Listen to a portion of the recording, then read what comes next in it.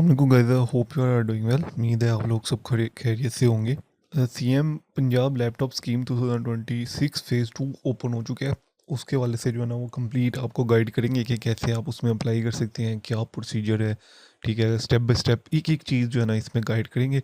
तो अगर आप घर बैठे हमसे अप्लाई करना चाहते हैं तो ये हमारा जो है ना वो स्टूडियो का कॉन्टेक्ट नंबर है व्हाट्सएप का। ठीक है, तो यहाँ पे आप व्हाट्सएप पे रब्ता करके, ठीक है, क्योंकि व्हाट्सएप चलता है इस पर, सिम वगैरह वाला जो है ना वो नहीं है। ठीक है, तो व्हाट्सएप पे रब्ता करके तो आप इसमें जो है ना वो सारा फॉर्म फिल करवा सकते हैं घर बैठे सुकून से। इसमें आप सबसे पहले जो है ना सीएम लैपटॉप स्कीम 2026 यहाँ पे ये लिखेंगे। ठीक है, अब देखिए गूगल पे आपने सबसे पहले ओपन करना है और गूगल पे आपने ये चीज़ लिखनी है। ठीक है, जैसे आप यहाँ पे लिखेंगे तो आपके सामने ये इंटरफेस जो है ना वो ओपन हो जाएगा। इसको आपने जैसे ही क्लिक करना है तो उसके बाद जो है ना वो ये इंटरफेस जो है ना वो आपके सामने आ जाएगा। ठीक है, अब ये इंटरफेस आप देख सकते हैं और इसमें अभी ये लिखा है कि क्लोजिंग डेट 15 फरवरी है। ठीक है, ये एक्सटेंड भी हो जाती है।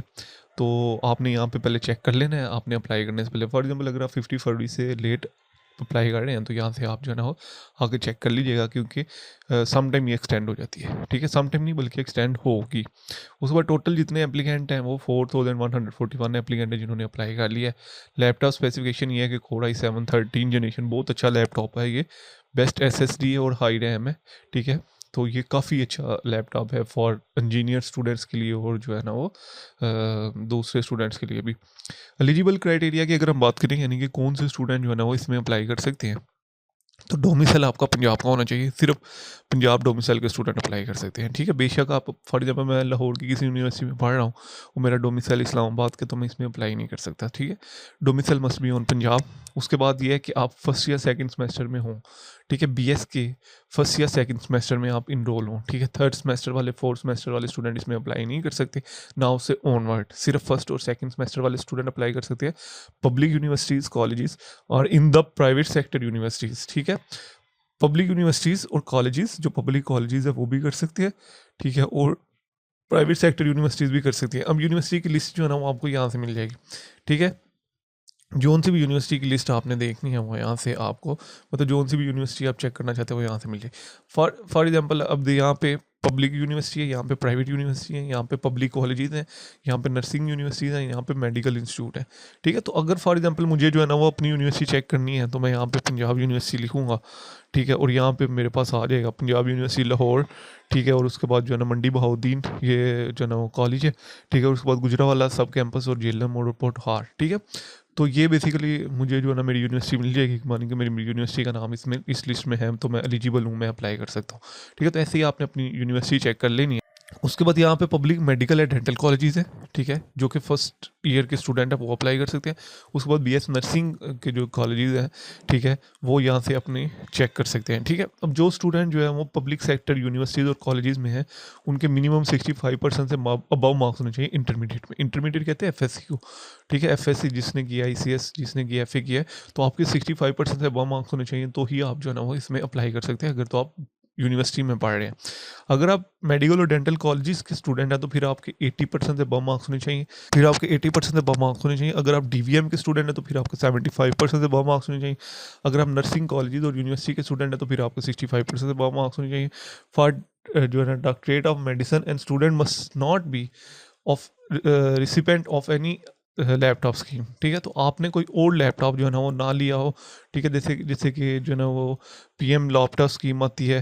ठीक है, सीएम की आई है, इससे पहले अगर कोई आप लैपटॉप स्कीम आई है तो वो आपने नहीं ली हो। अगर आपने कोई लैपटॉप लिया तो ये बाद में आपको इशू भी होगा, तो कोशिश करेंगे आप इसमें नहीं अप्लाई करें। ठीक है, अब यहाँ तक तो आपने ये सारी चीज़ें जो है ना वो देख ली हैं। इसमें एलिजिबल क्राइटेरिया भी आपने चेक कर लिया, कौन से स्टूडेंट एलिजिबल है, कौन से स्टूडेंट एलिजिबल नहीं है। फर्दर भी जो है ना वो आप एलिजिबल क्राइटेरिया यहाँ से और यहाँ से जो है ना चेक कर सकते हैं। अब इसमें अप्लाई करने का प्रोसीजर क्या है, देखिए यहाँ पे लिखा भी है अप्लाई ऑनलाइन अप्लाई नो। ठीक है, तो यहाँ पे आप क्लिक कर लीजिएगा बेशक, तो आप सेम इंटरफेस पे आ जाएंगे। ठीक है, अब जो स्टूडेंट जो है ना वो पहले भी अपना यहाँ पे, अब देखिए मैं फर्स्ट टाइम अप्लाई कर रहा हूँ तो मैं सबसे पहले अपना अकाउंट क्रिएट करूँगा। ठीक है, अगर मेरा पहले से अकाउंट बना हुआ है तो मैं यहाँ पे तो, लेकिन जो स्टूडेंट फर्स्ट टाइम अप्लाई कर रहे हैं, जैसे कि मैं फर्स्ट टाइम अभी अप्लाई कर रहा हूँ इसमें, तो वो अप्लाई नो पे क्लिक करेंगे तो उनके सामने ये इंटरफेस ओपन हो जाएगा। ठीक है, जो स्टूडेंट इससे पहले भी अप्लाई कर चुके हैं, ठीक है, तो वो सीधा यहाँ पे साइन इन पे क्लिक करेंगे, ठीक है। और साइन इन पे क्लिक करने के बाद यहाँ पे अपना CNIC और पासवर्ड एंटर करेंगे और ये कैप्शन एंटर करेंगे और साइन इन पे क्लिक कर देंगे। लेकिन जो स्टूडेंट फर्स्ट टाइम अप्लाई कर रहे हैं, जैसे कि मैं फर्स्ट टाइम अप्लाई कर रहा हूँ, तो आप यहाँ पे अप्लाई नो पे क्लिक करेंगे, ठीक है। चूँकि मैं फर्स्ट टाइम अप्लाई कर रहा हूँ, फिर से कह रहा हूँ, इससे पहले मैंने कोई अप्लाई नहीं किया। तो यहाँ पर आप अपना फुल नेम लिखेंगे, ठीक है, जो कि मैट्रिक के सर्टिफिकेट के ऊपर लिखा है। और उसके बाद यहाँ पे अपनी ईमेल एड्रेस लिखेंगे, ठीक है, जीमेल वगैरह जो भी बनी है। अपना कॉन्टैक्ट नंबर लिखेंगे, अपना CNIC नंबर लिखेंगे। जिन स्टूडेंट का CNIC नंबर नहीं है, CNIC नहीं बना हुआ, वो यहाँ पे अपना बेफॉर्म नंबर लिखे।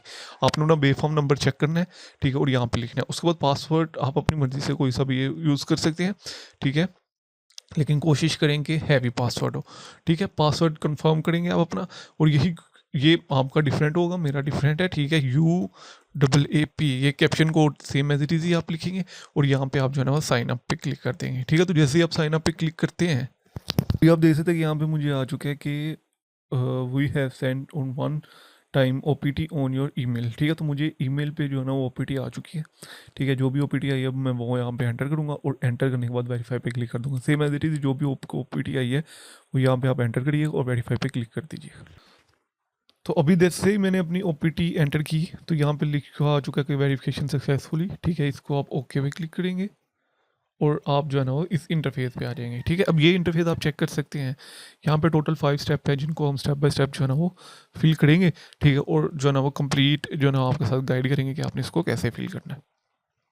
अब यहाँ पे देख सकते हैं कि 5 स्टेप है। फर्स्ट स्टेप पे हम आ चुके हैं, ठीक है। सबसे पहले आपने अपना नेम लिखना है, एज इट इज़ हम लिख चुके हैं। CNIC लिख चुके हैं। फादर का नेम लिखना है, ठीक है, जो कि आपके मैट्रिक के सर्टिफिकेट के ऊपर लिखा है। फादर का CNIC नंबर लिखना है, ठीक है। उसके बाद जेंडर मेल है या फीमेल है, ठीक है, तो वो आप यहाँ पे लिख दीजिएगा, ठीक है, जो भी आप। उसके बाद डेट ऑफ बर्थ आपने यहाँ से सिलेक्ट कर लेनी है अपनी, जो भी आपकी डेट ऑफ बर्थ है वो आप यहाँ से देख लीजिएगा, ठीक है। तो मैं अपनी डेट ऑफ बर्थ यहाँ पे लिख चुका हूँ। उसके बाद रिलीजन के वाले से आपने लिखना है, मेरा इस्लाम है। होम फ़ोन नंबर लिखना है आपने। उसके बाद कॉन्टैक्ट नंबर हम ऑलरेडी दे चुके हैं। डोमिसाइल आपका किधर का है, ठीक है। मेरा जो है बेसिकली डोमिसाइल गुजरांवाला का है, ठीक है। तो यहाँ पे मैं गुजरांवाला लिख दूंगा। उसके बाद फैमिली इनकम कितनी है आपकी, ये बताना है। उसके बाद have you already available on your scholarship, मैं किसी स्कॉलरशिप में नहीं हूँ क्योंकि मेरा फर्स्ट टाइम एडमिशन हुआ है BS में, तो मैं इसको ऐसे ही रहने दूंगा। अगर आप में से कोई है पहले तो वो इसको येस पे क्लिक करिएगा। तो स्क्रॉल डाउन करते हैं, तुम्हारे सामने ये आएगा। सबसे पहले आपने प्रोफाइल पिक्चर देख लेनी है, ठीक है। JPG GP NGPM not more than 2 KB, ठीक है। अगर तो आपकी पिक्चर 2 KB से ज़्यादा है तो आप इधर प्रेस करिएगा, क्लिक हेयर, यहाँ पे लिखा हुआ है, ठीक है। जैसे ही आप यहाँ पे प्रेस करेंगे तो आप अपना इमेज का साइज जो है ना वो यहाँ से कम कर सकते हैं। बट हम जो है ना वो ऐसे ही अपनी इमेज अपलोड कर देंगे क्योंकि मैं ऑलरेडी अपनी इमेज का साइज कम कर चुका हूँ। तो मैं अपनी प्रोफाइल फ़ोटो यहाँ पे अपलोड करूँगा, ठीक है। उसके बाद आपके फादर जिंदा है, यस अल्हम्दुलिल्लाह। उसके बाद आप डिसेबल तो नहीं है, नो, कोई डिसेबिलिटी नहीं है, ठीक है। फिर ना आप यहाँ पे स्क्रॉल डाउन करना है। यहाँ पे आपने लिखना है टाइप ऑफ इंस्टीट्यूशन, आप किस कॉलेज, यूनिवर्सिटीज़ या मेडिकल या डेंटल कॉलेज या नर्सिंग में पढ़ रहे हैं, ठीक है। तो मैं यूनिवर्सिटी में पढ़ रहा हूँ। यूनिवर्सिटी कौन सी है, मेरी पंजाब यूनिवर्सिटी है, ठीक है। और यहाँ पे डिपार्टमेंट कौन सा है, यहाँ पे आपने अपना डिपार्टमेंट लिख देना है, ठीक है। मेरा जो है वो बेसिकली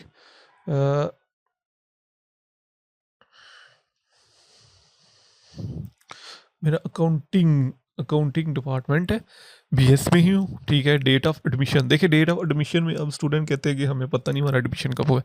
देखिए जब आपने अपनी फर्स्ट जो है ना वो फर्स्ट सेमेस्टर की फीस जमा करवाई थी ना, उस दिन आपका एडमिशन हुआ था, ठीक है। अब मैंने फर्स्ट सेमेस्टर की जो फीस जमा करवाई थी वो करवाई थी 22 अगस्त को, ठीक है। तो मैं यहाँ पे 22 अगस्त जो है वो यहाँ पे एंटर कर दूंगा कि 22 अगस्त को जो है ना वो मैंने 22 अगस्त 2025 को जो है ना मेरी फ़ी जमा कराई थी और मेरा यहाँ पे एंटर हो चुका है। डिग्री टाइटल कौन सी है वो यहाँ आपने लिखना है, ठीक है। BSc तो मैंने लिख दिया BS अकाउंटिंग, ठीक है। उसके बाद यहाँ पे अपना जो है ना वो यूनिवर्सिटी का रोल नंबर लिखेंगे और यूनिवर्सिटी की रजिस्ट्रेशन नंबर लिखेंगे, ठीक है। सेमेस्टर हमने यहाँ पे लिख चुका है, आप फर्स्ट या पहले 2 सेमेस्टर वाले स्टूडेंट ही कर सकते हैं, ठीक है। तो मेरा फर्स्ट सेमेस्टर के अभी फाइनल एग्ज़ाम हुए हैं, ठीक है। मैंने फर्स्ट सेमेस्टर के अभी फाइनल एग्ज़ाम दिए हैं। सेकंड सेमेस्टर जो है ना वो नेक्स्ट वीक से शुरू हो रहा है, ठीक है। तो मैं फर्स्ट सेमेस्टर ही लिखूंगा क्योंकि अभी मैंने एग्जाम दिए, मैं फर्स्ट सेकंड सेमेस्टर में अपीयर नहीं हुआ। तो जो स्टूडेंट सेकंड सेमेस्टर में बैठे हैं वो यहाँ पे सेकंड सेमेस्टर लिखेंगे, तो मेरे फर्स्ट सेमेस्टर। उसके बाद यहाँ पे यूनिवर्सिटी रोल नंबर लिखेंगे आप अपना, ठीक है। और कॉलेज की रजिस्ट्रेशन, यूनिवर्सिटी की रजिस्ट्रेशन नंबर लिखेंगे, ठीक है। ये आपके रजिस्ट्रेशन कार्ड पर लिखी होगी ये दोनों चीज़ें, ठीक है। वहाँ से आप चेक करिएगा और उसके बाद यहाँ पे आप सेव एंड नेक्स्ट पे प्रेस कर दीजिए। सेव एंड नेक्स्ट पे प्रेस करने से पहले इसको 2-3 दफ़ा पढ़ लीजिएगा, ठीक है। और उसके बाद जो है ना यहाँ पे जैसे ही आप इसको प्रेस करेंगे तो आप जो है ना वो सेकंड फेज पे चले जाएंगे। अब ये देख सकते हैं कि पर्सनल डिटेल एडिट सक्सेसफुली, ठीक है, ओके आ चुका है। उसके बाद आता है कॉन्टैक्ट इन्फॉर्मेशन। कॉन्टैक्ट इन्फॉर्मेशन यानी कि आप किधर रहते हैं, क्या एड्रेस है आपका, वो सारा लिखना है। प्रोविंस लिखेंगे, सारी बात है, मेरा पंजाब ही है। और डिस्ट्रिक्ट लिखेंगे, आप किस डिस्ट्रिक्ट से हैं, मैं गुजरांवाला से ही हूँ। और उसके बाद जो है ना वो यहाँ पे name of town of district Gujranwala का किधर से हैं वो आप यहाँ पे लिखेंगे, ठीक है, और अपना एड्रेस देंगे। उसके बाद अपना परमानेंट एड्रेस देंगे, ठीक है। ये था पोस्टल एड्रेस, जिधर पे आपको पोस्टल आएगा, कोशिश करें। ये था पोस्टल एड्रेस, ठीक है। पोस्टल एड्रेस बेसिकली जो है ना वो अमूमन स्टूडेंट वो देते हैं जिधर वो रह रहे होते हैं। फॉर एग्जाम्पल मैं हॉस्टल में रह रहा हूँ तो मैं अपने हॉस्टल का पोस्टल एड्रेस दूंगा, लेकिन यहाँ पे मैंने हॉस्टल का नहीं दिया, मैंने घर का ही दिया है, ठीक है।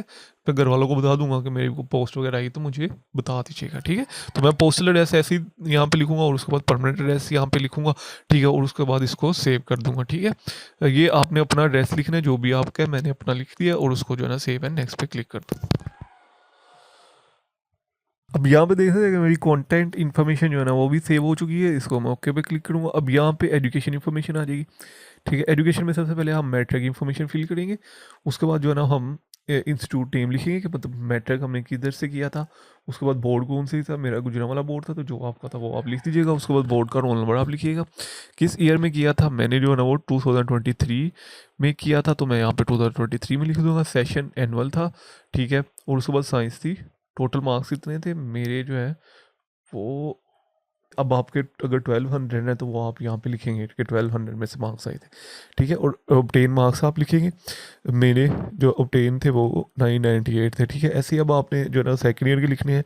मेरी जो सेकेंड ईयर में वो HSC यानी कि इंटरमीडिएट का लिखना है, ठीक है। इंटरमीडिएट आपने किस प्रोग्राम में किया वो ये लिखना है। यहाँ पे मैंने FSC की थी इंजीनियरिंग में, ठीक है। तो मैं यहाँ पे FSC जो है ना वो इंजीनियरिंग लिख लूँगा डिटेल से। उसके बाद किस इंस्टीट्यूट से की थी, मैंने पंजाब कॉलेज से की थी।